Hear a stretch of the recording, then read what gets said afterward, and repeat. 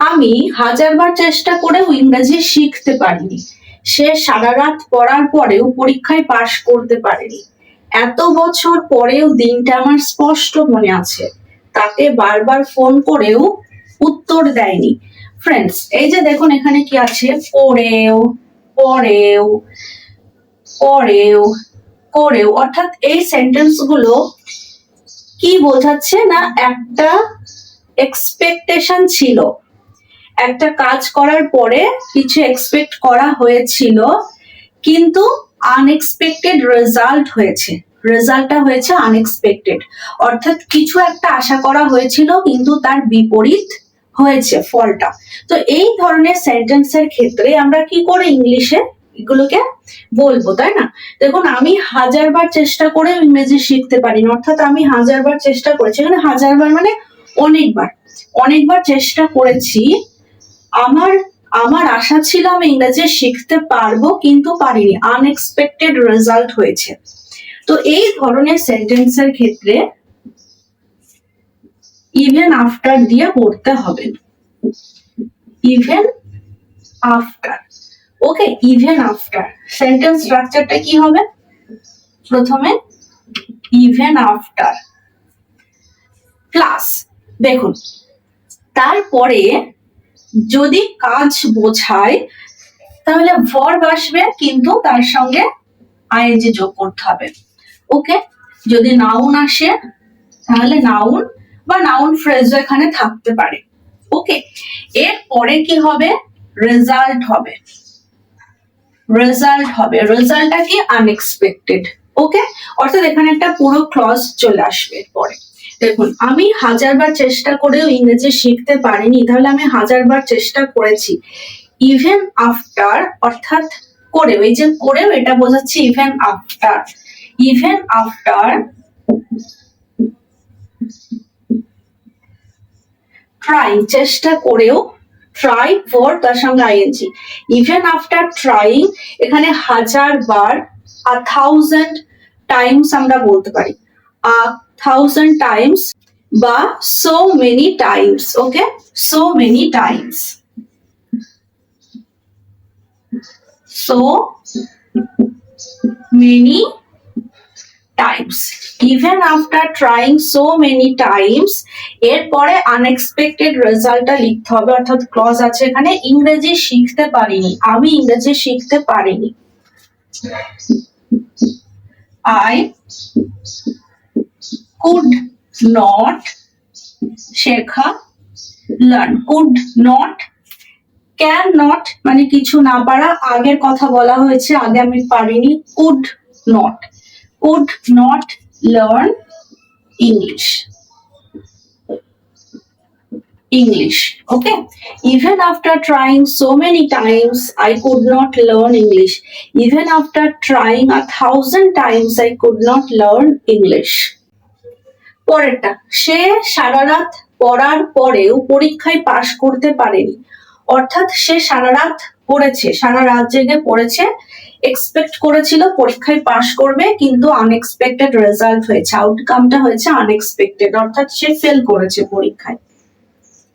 তাহলে even after সারা রাত পড়ার পর, এখানে কাজটা কি? পড়া, তাহলে স্টাডি কাজ হয়ে যাবে আইএনজি যোগ করে স্টাডি। ইভেন আফটার স্টাডিং, কতক্ষণ ধরে পড়া?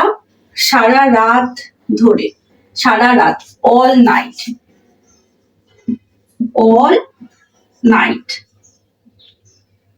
Even after studying all night, দেখুন প্রথমে কিন্তু কোনো এখানে কে কাজটা করেছে সেটা উল্লেখ করার প্রয়োজন নেই, অর্থাৎ এখানে সাবজেক্টের উল্লেখ করার প্রয়োজন নেই প্রথমে।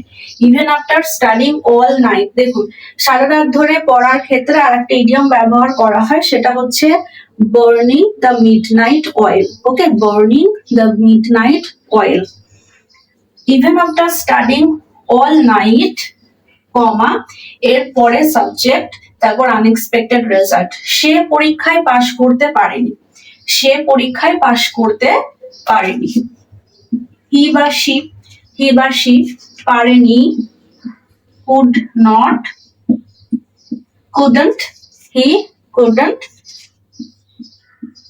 pass the exam. Okay, pass the exam. Even after studying all night, he couldn't pass the exam. পরেরটা, এত বছর পরেও দিনটা আমার স্পষ্ট মনে আছে, মানে অনেক বছর কেটে গেছে, আমি ভেবেছিলাম ভুলে যাব, কিন্তু আমার স্পষ্ট ওই দিনটা মনে আছে। ইভেন আফটার, এত বছর পরে, এখানে দেখুন কোনো কাজ বোঝাচ্ছে না, একটা নাউন ফ্রেজ আছে, এত বছর পরে, এত বছর, এত বছর, তাহলে even after so many years, even after so many years, এত বছর পরেও, দেখুন আমার স্পষ্ট মনে আছে, দিনটা আমার স্পষ্ট, আমার দিনটা স্পষ্ট মনে আছে। even after so many years, I, মনে থাকা, remember, okay, I remember কোনটি, দিনটি, the day, the day, কিভাবে মনে আছে, স্পষ্ট, ক্লিয়ারলি বা ভিভিডলি,